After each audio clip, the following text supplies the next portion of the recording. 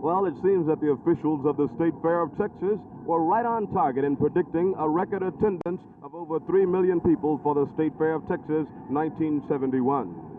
At this point, 3,250,000 people have attended the fair, and the gates have not yet officially closed. The State Fair of Texas provided entertainment in varying degrees, from a chance at the dartboard to a hair-raising ride on the giant roller coaster and even a hair-raising ride on the mini roller coaster, down to a cultural performance of the acclaimed Broadway musical Promises, Promises.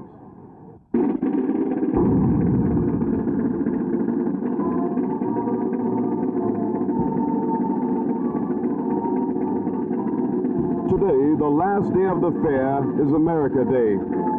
An interesting parallel to the retreat ceremonies here is that Armistice Day, commemorating the end of World Wars I and II, was officially changed by Congress on June 24, 1968, to become known as Veterans Day and would be celebrated the fourth Monday in October.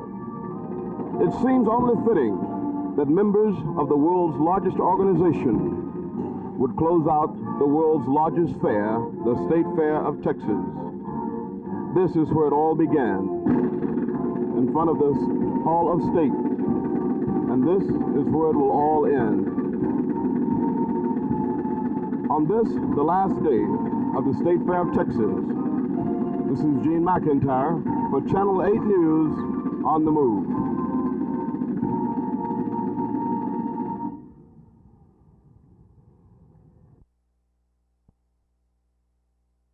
Bob, I see no reason. I see no thinking that AFT can offer the teachers of Texas anything that they're not getting. And we, in our professional association, in the organized way that we have, we are offering teachers more. Now, to me, AFT looks at one angle, and one angle only, and this is our service to the teachers and the teachers' welfare. I really am not aware of their doing anything for teachers in the way of helping them to provide input into their profession.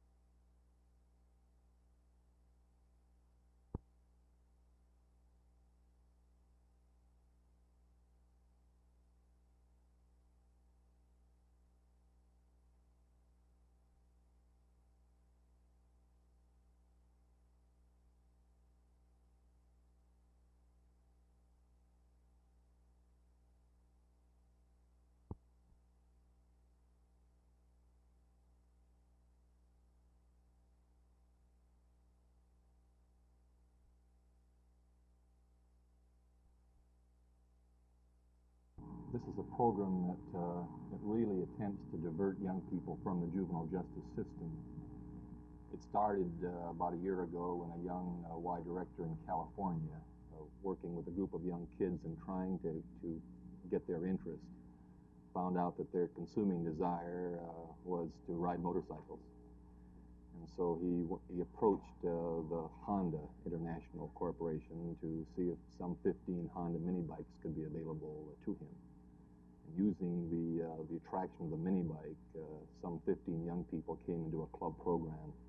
Many of these people, many of these young persons were on probation from juvenile court. Many were out of school. Many were experimenting with drugs. But through the new interest of the mini bike, they came into a club. And in 1 year, the group had grown from 15 to 80 with some very noticeable results in terms of getting kids back to school and getting them to not break probation and this kind of thing. So it's a program that we then experimented in some 30 YMCAs across the United States with, again, like success. And we have just now put this on into a national scale.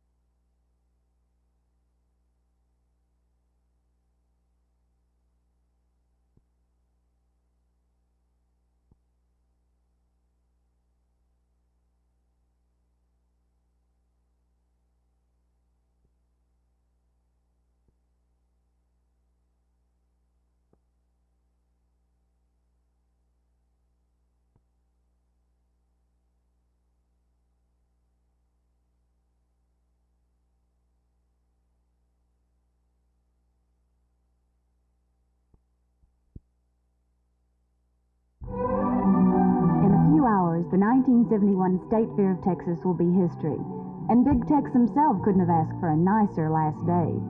The last presentation of blue ribbons were passed out in the women's building, pairs of blue ribbons, that is, to the top twins of Texas.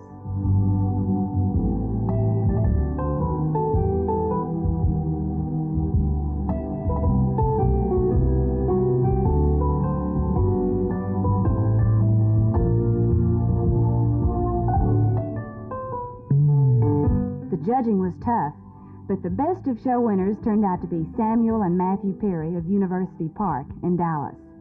The fair doesn't close until 10 tonight, so there's still time for one more ride, one more hot dog, and one more chance for a teddy bear.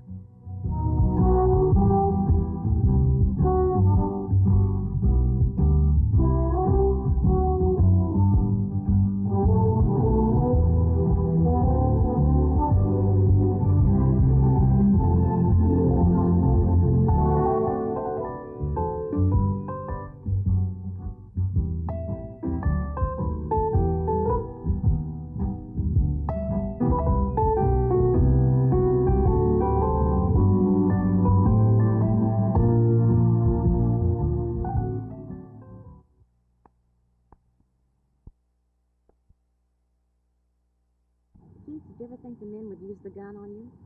Yes, I did. Did you fear for your life? Yes. Had you ever expected this to happen to you? No. Did you have time to sound an alarm or anything?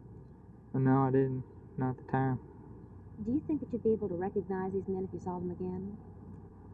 If they were wearing the same clothing, maybe. Did you think this is the way you'd handle it when you thought about being robbed, or had you ever considered this before? No, I didn't.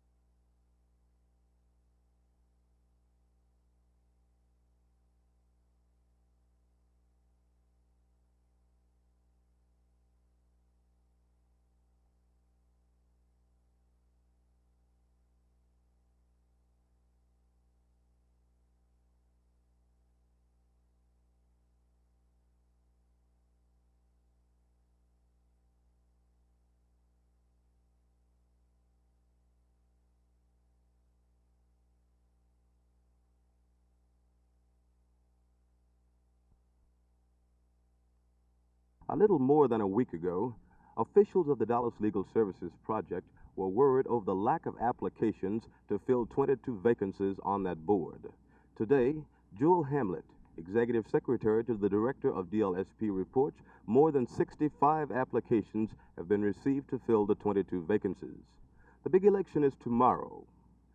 The West Dallas Center here at 4116 Gentry is expected to have the heaviest voter turnout. It will be open from 7 in the morning until 7 p.m., as will the other 10 election areas in the target areas of Dallas. The mechanics of the election seems to be going smoothly on the surface. However, there are some problems. Mrs. Chavela Lazota, Area 3 representative of the poverty sector, reports that the voting booth on the Bataan Center in West Dallas has been moved. She says in previous years, a voting booth has been at that center. She feels that the Mexican-American community is being neglected because the booth was moved this year. I contacted a spokesman for the DLSP and asked for an explanation. The explanation I got was this, that in the past, the Dallas Community Action Committee had handled the elections, but this year, for the first time, the DLSP is handling its elections for the board members of that organization.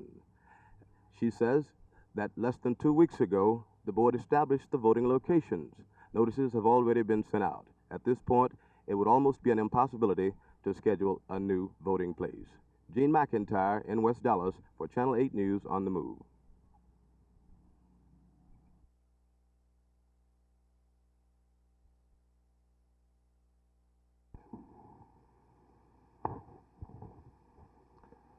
Mrs. Marcus, this flag was flown over the United States Capitol, and it's my honor to present it to you in honor of your son.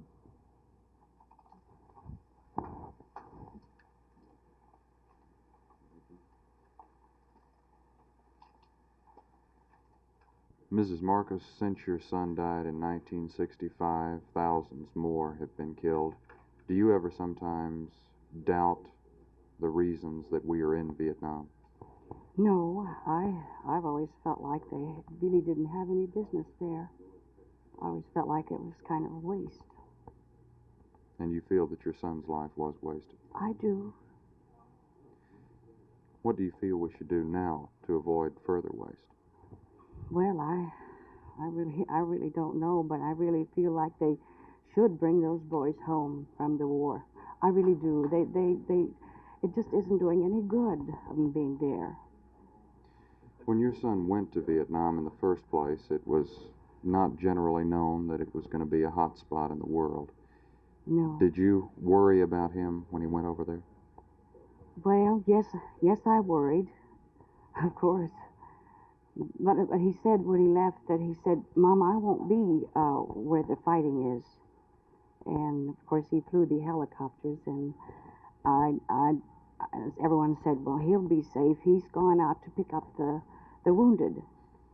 And the day he got killed was they needed someone to pick up the wounded, and of course he went and took his crew and didn't come back.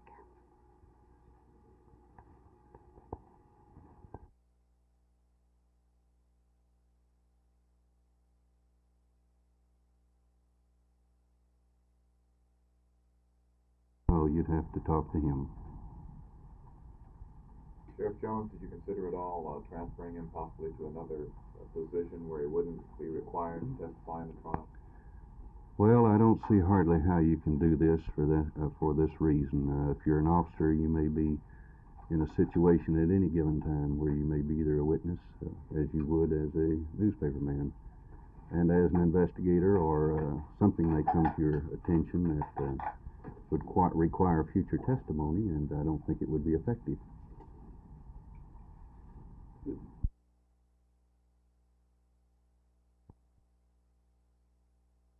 And now I ask you, does it seem unreasonable to ask and a demand that we, the citizens of Dallas, the 8th largest and all-America city, be blessed with the best police force in the nation?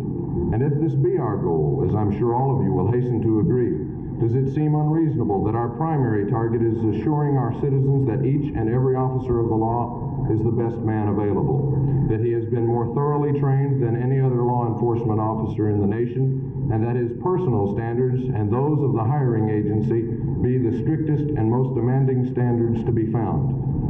Is it too much to ask that when there are discrepancies in the conduct of an officer, that he immediately be dismissed from his position, not suspended from a time, but soundly rooted out of the force forever and for all time?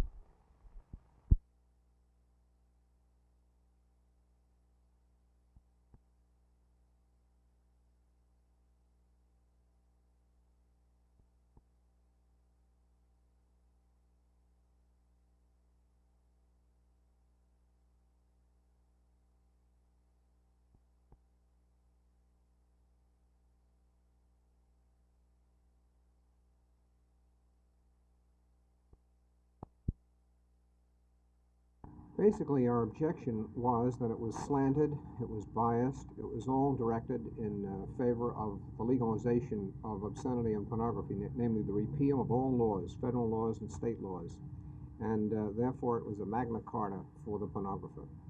Well, what do you suggest in your book that should be done? Well, in our minority report, we show that the commission research was, in many cases, slanted.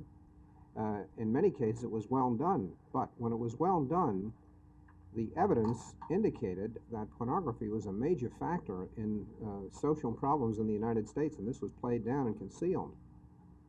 So what we did in our minority report was to bring out the truth and do what the Congress wanted done, namely present a blueprint for solution to this problem on a national scale, federally and statewise. What sort of solutions do you have?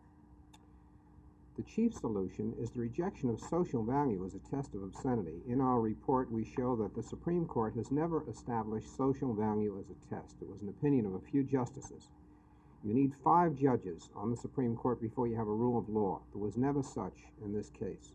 So social value is not a test. Now, once that's understood, then the determinant factor is always, is this film in violation of the standards of the community? It's not a question of does it have social value.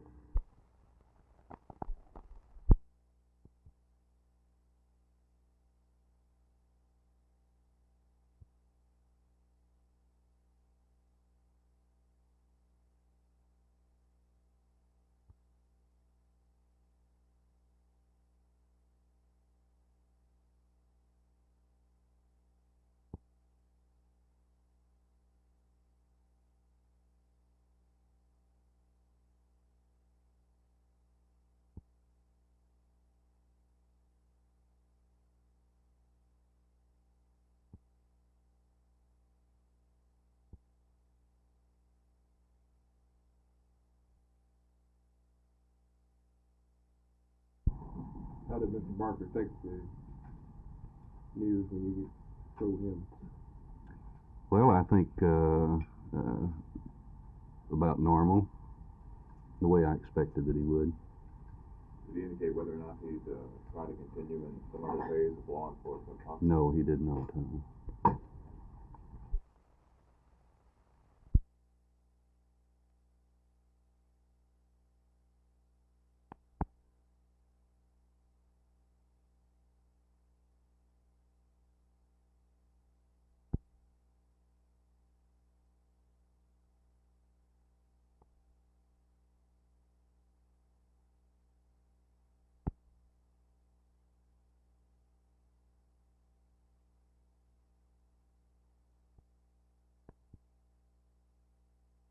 There are 3 primary reasons.